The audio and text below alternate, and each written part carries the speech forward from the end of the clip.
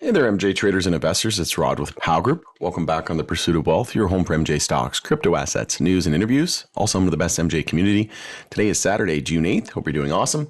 And in this video, we're going to do another rapid fire news updates for the period June 1st to the 7th. And again, it's not to go into deep dive detail. These videos are just a high level overview. And in case you missed it, and to go over all of the most important news pieces that transpired over the last week, and then you can dig into it more in your own time. Heads up, I do have my partner's sister's kids here. So we have 3 kids here in the house today. Hopefully it's not too distracting. We had 2 babies crying, so hopefully we're through the worst of it and we can get through this video uninterrupted.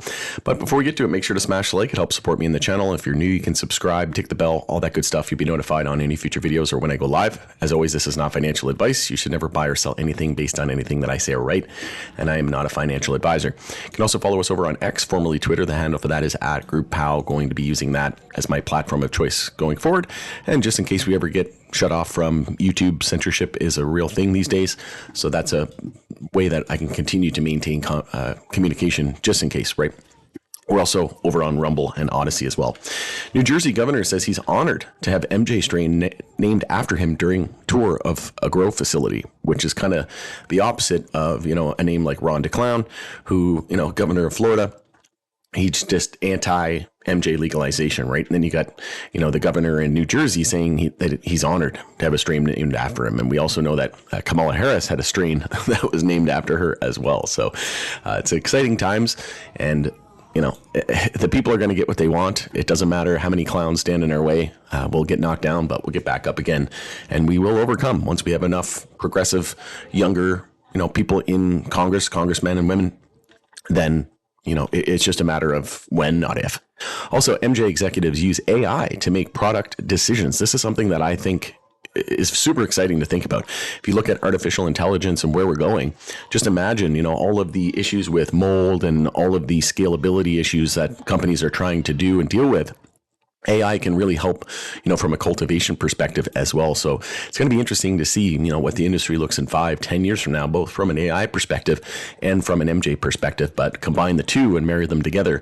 And I think, we could be heading into a world that we never even really kind of thought about or thought was possible, right? And AI is going to change every walk of the earth, right? Every single industry, every single person is going to be affected by it, and it's going to be an exciting time. It's really going to help drive that acceleration, in my opinion, and like I said, cut out on human error and maybe even improve processes more than we thought possible, right? So it's going to be an exciting time. Also, Indiva provides update on SNDL loan and strategic review. We know that Indiva is potentially exploring options, including sale. So we'll see if SNDL scoops them up.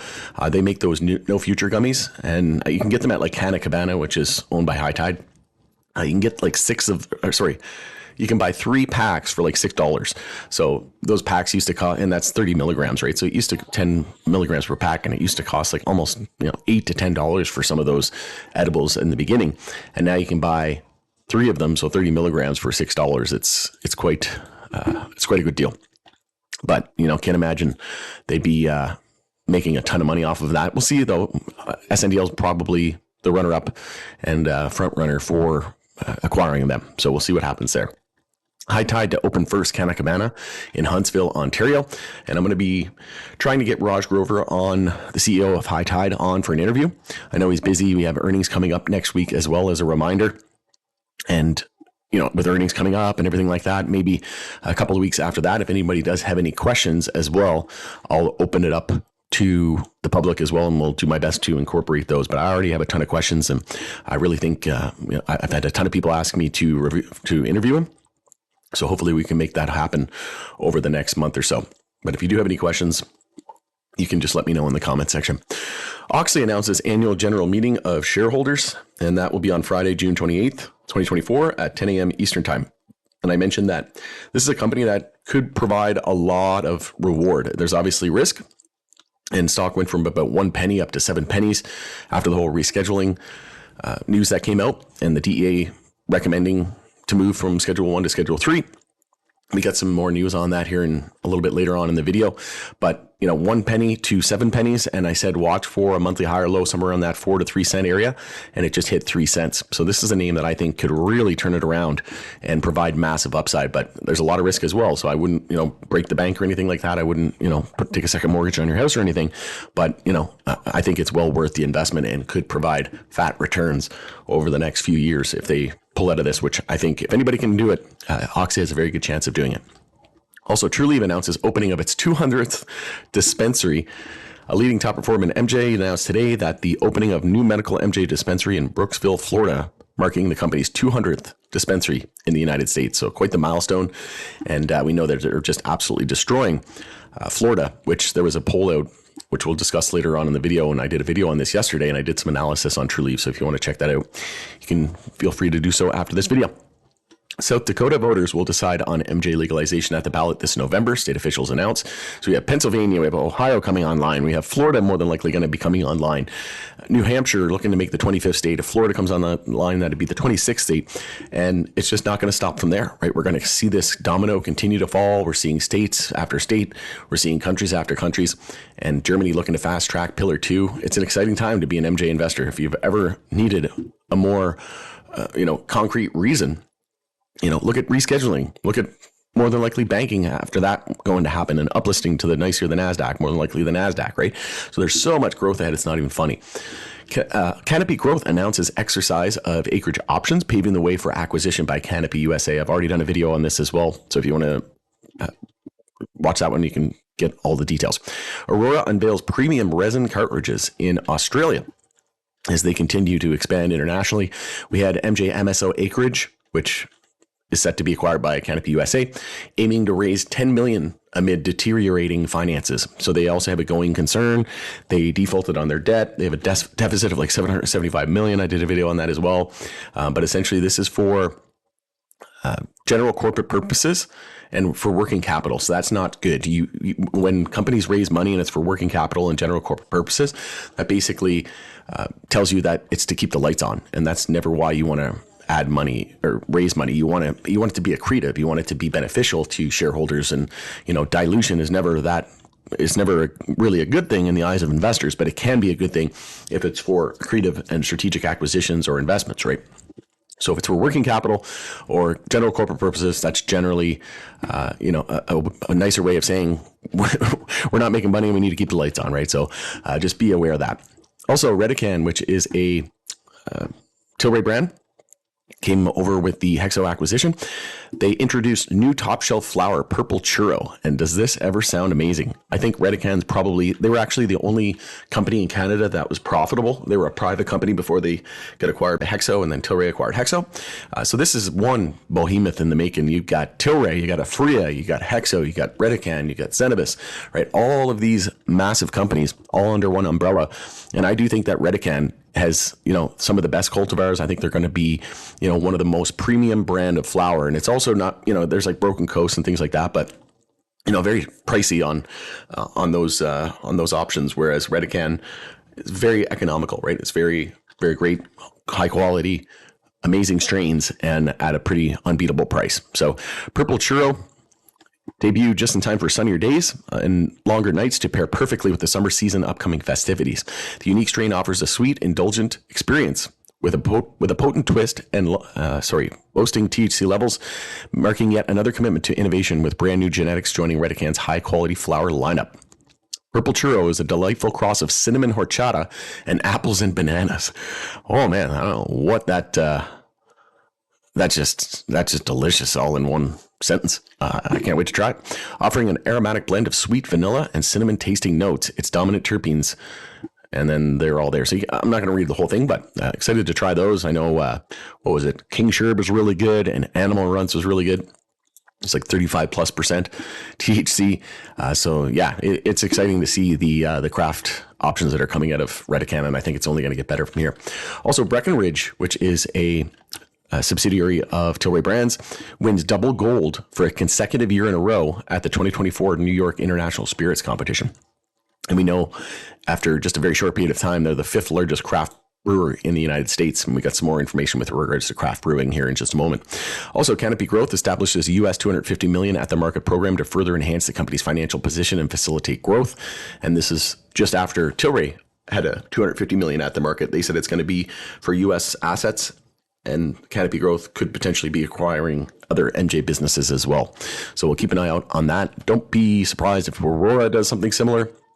And this might not even be the last of dilution that we hear from Canopy and other big tier ones in Canada, or, in the US as well. But, as of right now, the US companies, the Canadian companies are still losing money, right? So until they become profitable, that risk of dilution is always there. And that's why companies go public, right? Is to raise money from the public. So we need to expect that. But like I said, as long as it's accretive, as long as it's not for general corporate working capital or corporate purposes, that's generally not a good sign, right?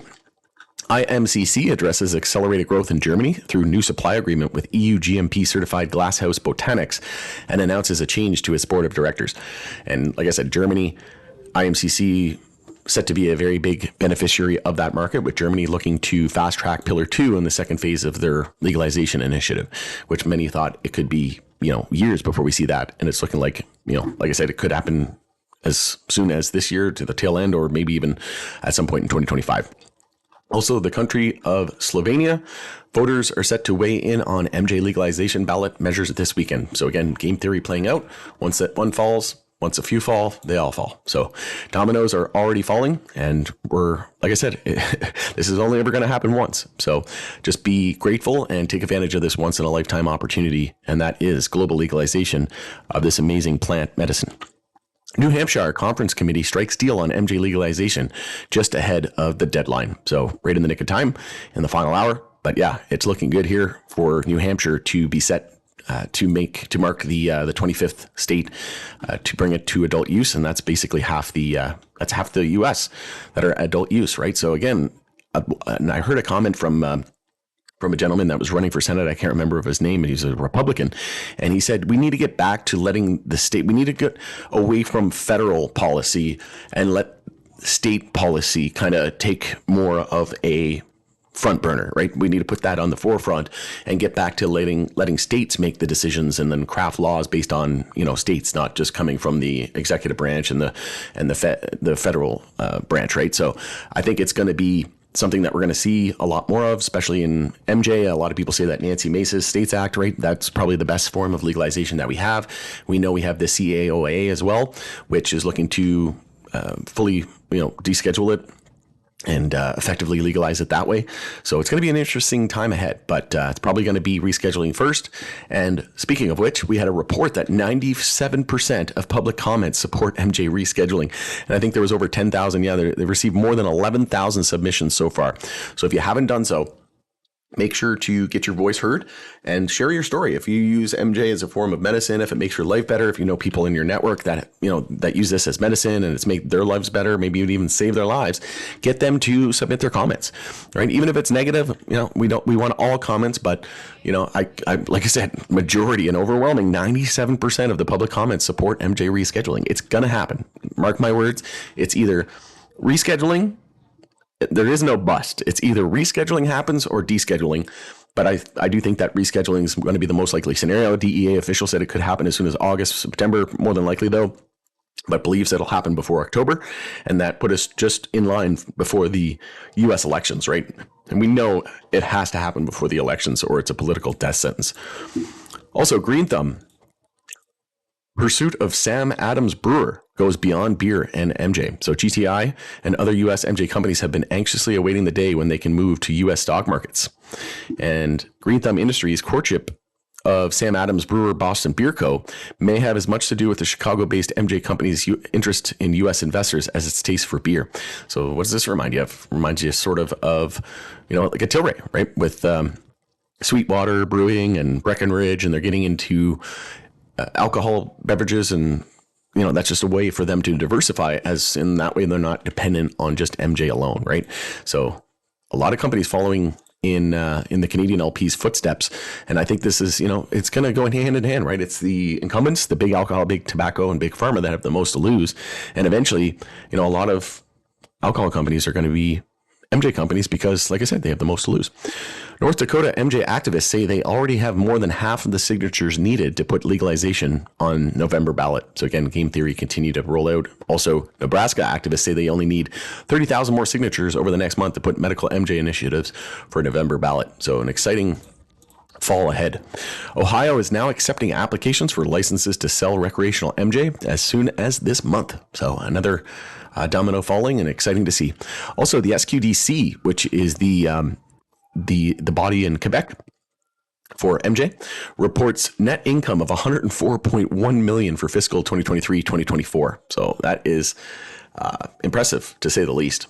We know that the governments have been the biggest beneficiary of adult use legalization and federal legalization here in Canada. And everything's all government owned, right, through the SQDC. Whereas, like, here in Alberta, Canada, it's all private, right? So it's going to be interesting to see, how they, there's always so many, I always joke, there's laws for sneezing the wrong way there in Quebec, but, let's see if they start to ease regulations and start to support the industry a lot more as well. And the feds here in Canada as well. If we can get Justin Trudeau and Prime Minister Monty, he hears an ambulance going by, so he just turns into an ambulance. Sorry, I'll try to stop that. So cute. All right, Aurora MJ to host fourth quarter and fiscal year 2024 investor conference call and file related year-end information. So they're scheduling the conference call to discuss the results of fourth quarter and fiscal year 2024 on Thursday, June 20th at 8 a.m. Eastern Time. All right, just a couple more pieces here, and then we're done before my dog turns into an ambulance again. New Florida poll shows momentum building for legalization despite Republican opposition. And I just did a video on this yesterday. But the question for voters read, if the election were today, how would you vote on Amendment 3, which is to legalize MJ for adults 21 and older? 66% of respondents said they would vote in favor of this, while 32% said they would vote against it. So the legalization needs 60% to vote in favor. And this seems to be one of the first that shows momentum to be building for approval. So I think this is pretty much a done deal as well. A lot of people saying it's a coin flip, 50-50, but I'm definitely saying it's happening. German lawmakers approved changes to MJ legalization law addressing social clubs and impaired driving. But yeah, all eyes on second pillar there and for profit in Germany over the next year or so. Health Canada also proposes numerous significant regulatory changes, and this was June 7th, 2024, by David Brown. Health Canada released numerous proposed regulatory changes to federal MJ rules and regulations on June 7th as part of a 30-day consultation process ending on July 8th, 2024. And we know the comment period for rescheduling in the U.S. is July 22nd, so it's gearing up for an exciting fall. And the proposed changes include regulatory amendments that are aligned with findings and recommendations from the federal government's experts panel's final report of the legislative review of MJ Act. Proposed changes aim to encourage more diversity and competition in the legal MJ market by reducing regulatory and administrative burdens faced by license holders. So one thing, they go on about different nurseries and licenses. So removing the requirement for actual THC and CBD on product labels and only total THC and CBD. They did increase the cost of licenses, but that's just micro, nursery, that type of thing, cultivation licenses. But it wasn't by a huge margin. What the biggest thing is, removing the cumulative 10 milligram THC limit, and it's probably going to be 100. And, you can go to the liquor store and buy, moonshine, 90 some proof it just doesn't make any sense. So I think they're going to get rid of that. And then obviously excise tax, but I wouldn't hold my breath. I don't think, excise tax is going to happen imminently. I think it's going to happen eventually, but I wouldn't say it's imminent. And I would say that it's more than likely going to be happening around the same time that we get 280E removed in the US. So just keep an eye out for that. Oh, man. Ron DeClown vetoes hemp ban bill amid anti-MJ legalization push, fueling speculation over double standards in opposition campaign.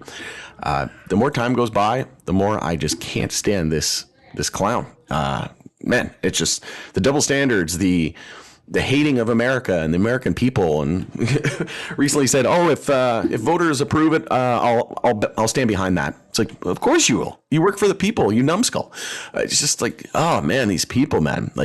Give the people what they want. It's not that difficult. It's so silly, just absolute foolish. Dallas voters could see MJ decriminalization on November ballot under new city council plan. So exciting times. All right, a little bit longer video today. Let me know what you think of this news. It's Rod with Pow Group. Thanks again for joining us on the Pursuit of Wealth, and we'll see you again on the next video. Enjoy the rest of your weekend.